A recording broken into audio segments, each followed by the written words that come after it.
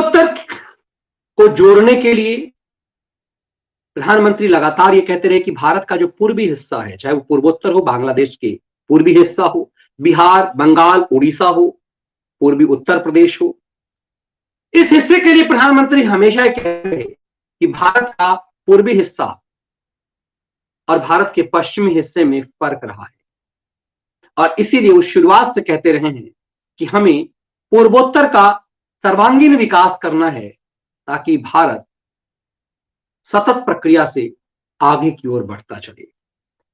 कई सारे एक्सप्रेसवे के देश भर में उद्घाटन हुए, लेकिन ऐसा क्या है कि जब पूर्वांचल को लेकर के पूर्वांचल एक्सप्रेसवे का आज प्रधानमंत्री ने उद्घाटन किया तो चौतरफा बेचैनी हो गई।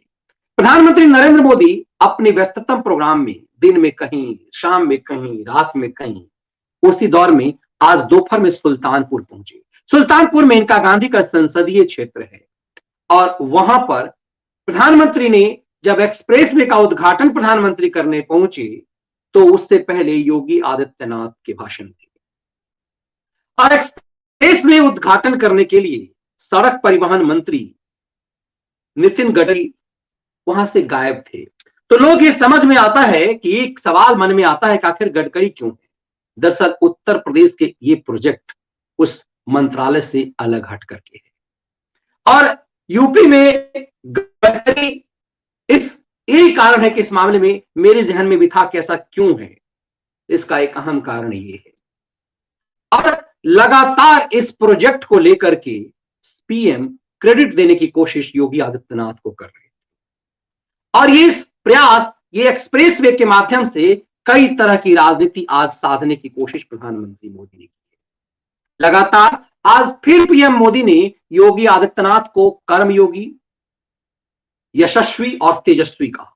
ये तीन शब्द अपने आप में काफी हैं उन खैरातियों, खलिहर खैरातियों के लिए भी जिन लोगों ने बड़े ही बेईमानी से, बड़े ही धूर्तता से, बड़े ही चालाकी से योगी आदित्यनाथ और नरेंद्र मोदी के मामले को लेकर भटकाने की कोशिश की। इस पूरी प्रक्रिया को आप बेहतर समझ पाएंगे कि मोदी लगातार उत्तर प्रदेश के इस प्रोजेक्ट का पूरा पूरा क्रेडिट योगी को क्यों दे रहे थे। और आज एक्सप्रेसवे के उद्घाटन करने के साथ उन्होंने ये बताया कि ये भारत का पहला एक्सप्रेसवे है जिस पर लड़ाकू विमान उतर रहा है। स्वयं प्रधानमंत्री एक लड़ाकू विमान से उस एक्सप्रेसवे पर उतर करके छाती पर मूंग दल रहे थे चीन के और पाकिस्तान के। लेकिन भारत में जो चीनी एजेंट हैं, भारत में जो लेफ्ट लिबरल गिरोह है, भारत में जो सनातनी विरोधी पार्टियां हैं, उन सबको पूरी मिर्ची लग गई। एक तीर से मोदी ने आज कई निशाने साधे।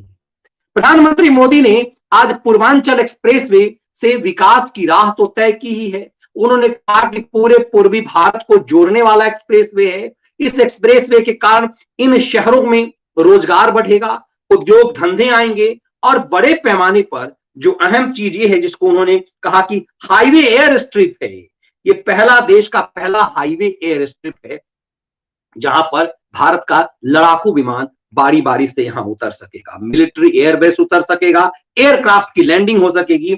ये भारत में पहली बार है।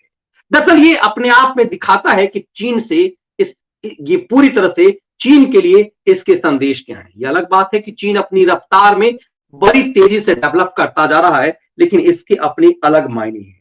ये लखनऊ और दिल्ली को जोड़ने के क्रम में इसके लिए ये बताया कि कैसे ये पूरी तरह से, ये पूरा एक्सप्रेसवे भारत के पूर्वी उत्तर प्रदेश के कई शहरों को जोड़ते हुए ये विकास की एक नई राह तय करेगा।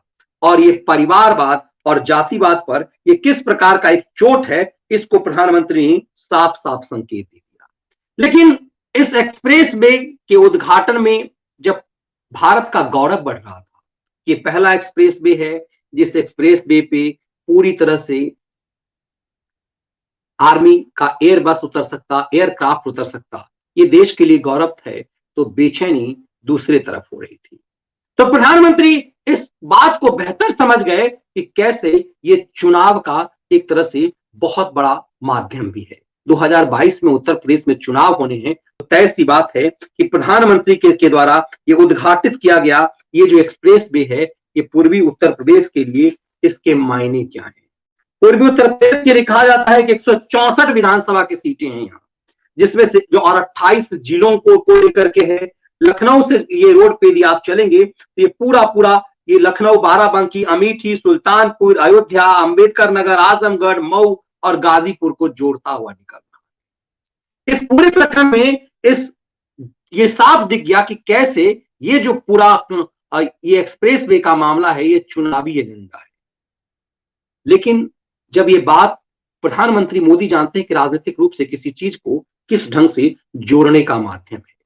अब इस बात को समझिए आप कि आज उन्होंने इस पूरी प्रक्रिया के दौरान, मैंने देवभर में विश्लेषण किया, लेकिन ये बार बार समझने की जरूरत है कि उन्होंने इस एक्सप्रेस वे पर एयरक्राफ्ट उतरेगा, एयर बस उतरेगा, प्रधानमंत्री खुद आएंगे, तो उन्होंने कालनेमियों की चर्चा क्यों की? उन्होंने कालनेमी को, रामायण के कालनेमी को क्यों याद किया? दरअसल इसी ढंग से आप, ये संकेत इस बात को है, ये बार बार याद कराने की है कि कई बार विकास मुद्दे नहीं होते। एक बार आंध्र प्रदेश के मुख्यमंत्री चंद्रबाबू नायडू जब मुख्यमंत्री थे तो कहा गया कि आंध्र प्रदेश को साइबर सिटी हैदराबाद को बना दिया गया है। चंद्रबाबू नायडू ने डेवलपमेंट किया है, लेकिन वो हार गए। तो ये तय किया जाने लगा कि चुनाव में जीत का जनता को डेवलपमेंट से कोई मतलब नहीं है। ये मुद्दा सिर्फ बिहार के लिए नहीं है कि बिहार के लिए डेवलपमेंट कोई मायने नहीं है। लालू एक समय कहा करते थे, सड़क लेके क्या करोगे, बिजली लेकर के क्या करोगे, बिजली आएगा तो कई तुम्हारे बच्चों को करंट लग जाएगा, मर जाएगा बच्चा, रोड पे यदि आ जाएगा, गांव में सड़क आ जाएगा तो गाड़ियां चलेंगी। ये लालू अक्सर गांव में समझाते थे और जातिवाद का नशा बेचते थे। कहा गया कि इस देश की जनता के लिए विकास मायने नहीं है। मोदी को भी लगता है कि भारत बहुत नहीं बदला है। तो क्या ऐसा भी हो सकता है कि विकास के मुद्दे पिछड़ सकते, और यदि हिंदुत्व मुद्दा बना तो क्या कोई जाति के नाम पर भटक सकते? इसीलिए उन्होंने कालनेमी को किया। कालनेमी को बता करके उन्होंने खोल करके कुछ नहीं कहा, लेकिन वो जानते हैं कि ये मुद्दा चर्चा में आएगा और किस चीज को छेड़ा जाए कि खुल करके सामने आए। कालनेमी इसलिए कि सुप्रीम कोर्ट में राम मंदिर पर जजमेंट से पहले जो लोग रामद्रोही बने हुए थे वो एकाएक राम भक्त, दिल्ली का केजरी हो, सोनिया पुत्र राहुल हो, सोनिया की पूरी मनमोहनी सरकार के मंत्री हों, मुल्ला मुलायम पुत्र अब्बाजान के बेटे हों, ये तमाम लोग त्रिपुंड लगा करके घूमने लगे। तो मोदी ने आज इस एक्सप्रेस वे के उद्घाटन के साथ साथ ये समझाया कि कालनेमियों की पहचान यदि आप नहीं कर पाएंगे तो आप बर्बाद हो जाएंगे। नरेंद्र मोदी इसीलिए ये गाथा गूंथते रहे कि एक्सप्रेस वे सिर्फ ये नहीं है, और ये डेवलपमेंट, ये विकास का रास्ता है। ये सिर्फ एक्सप्रेस वे नहीं है, पूर्वांचल एक्सप्रेस वे नहीं है जो बिहार तक को जोड़ रहा है। ये 164 विधानसभा सीट पर चोट है। और दिलचस्प ये समझिए कि 2017 में इस 64 में से 115 विधानसभा पर बीजेपी की जीत हुई थी। सपा को महज 17 वोट सीट मिले थे। और 2017 में जिस बसपा को प्रचंड बहुमत इसी क्षेत्र से मिले, उसे मात्र 2017 में, इस 2007 में इसे प्रचंड बहुमत मिले, उसे मात्र 14 सीट मिले। कांग्रेस को 2 इस पूरे पूर्वांचल में। इसीलिए त्रिपुंड लगाए घूम रही है सोनिया पुत्री रॉबर्ट वाड्रा की पत्नी प्रियंका वाड्रा। और प्रियंका प्रयोग परियोजना उत्तर प्रदेश में चल रहा है कि भाई हिंदुत्व को गाली दे रहा है और बहन त्रिपुंड लगा करके घूम रही है। भाई का एजेंडा, अपने बेटे को एजेंडा हिंदू द्रोही के रूप में सोनिया लगाई हुई है कि वो अपने सल्लू मियां से एक किताब का उद्घाटन विमोचन करवाती है जो हिंदुत्व के विरोध में हो। त्रिपुरा पर बेटा से कहवाती है कि हम मुसलमान के साथ हैं, हमारे मुसलमान भाइयों के साथ ये हुआ, जबकि वो फर्जी था। एक फर्जी वीडियो अपने डिजिटल दंगाइयों से करवा करके एक ट्वीट करवाया जाता है और उसके बाद महाराष्ट्र में आश्रय होता है।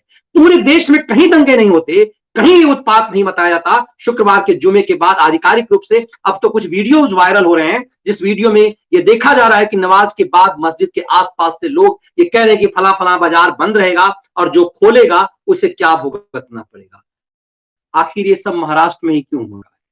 दरअसल इसीलिए कालनेमी की चर्चा, कालनेमी की बात पीएम मोदी ने की है। मोदी को पता है इस क्षेत्र में वोट के क्या मायने हैं और ये पूरी तरह से ये पूर्वांचल एक्सप्रेस का क्या मतलब है।